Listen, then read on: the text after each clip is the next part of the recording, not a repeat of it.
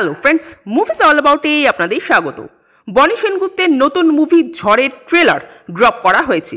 কিছুদিন আগে এই টিজারটাও এসেছিল, যদিও এই টিজারের মাথামুন্ডু কিছুই বুঝিনি। ট্রেলারটাও যে হেভি কিছু বুঝলাম তাও নয়। তাও যেটুকু বোঝা যাচ্ছে, নায়িকা ছোটবেলা থেকেই তার বাবা মায়ের কাছে অবহেলিত, কারণ তার বাবা মা নিজেদের কেরিয়ার নিয়েই ব্যস্ত। বড় হয়ে সে বনিকে জানায় যে তার দার্জিলিংয়ে পড়াশোনা করবার খুব ইচ্ছা।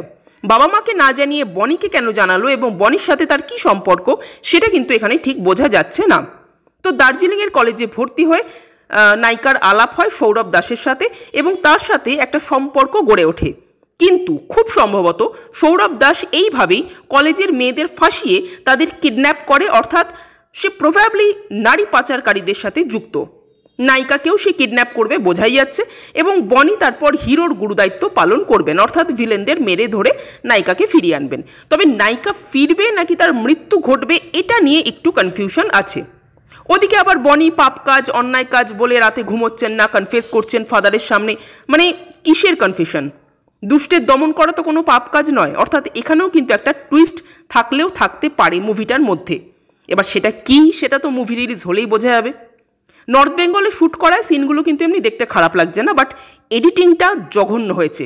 এবং তার থেকেও খারাপ বনির এক্সপ্রেশন। মানে এত বছর ধরে বনি ইন্ডাস্ট্রিতে রয়েছেন, কিন্তু তারপরেও বনির এক্সপ্রেশন এত ফ্ল্যাট যে বলবার না। আর এই মুভি কি সত্যি হিট করবে? মানুষ দেখতে আসবে হলে?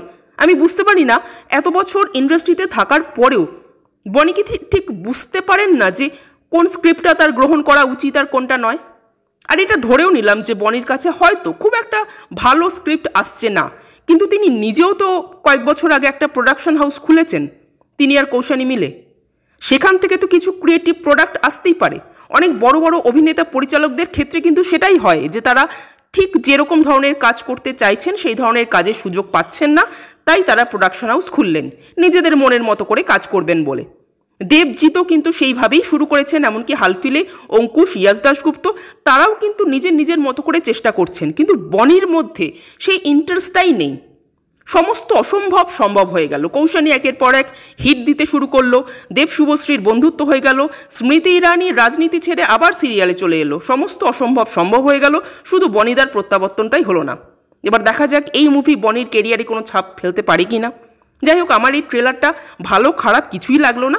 আপনাদের কেমন লেগেছে কমেন্ট করে জানবেন। আর আমাদের ভিডিও ভালো লেগে থাকলে প্লিজ লাইক, শেয়ার, সাবস্ক্রাইব করতে ভুলবেন না। Thank you.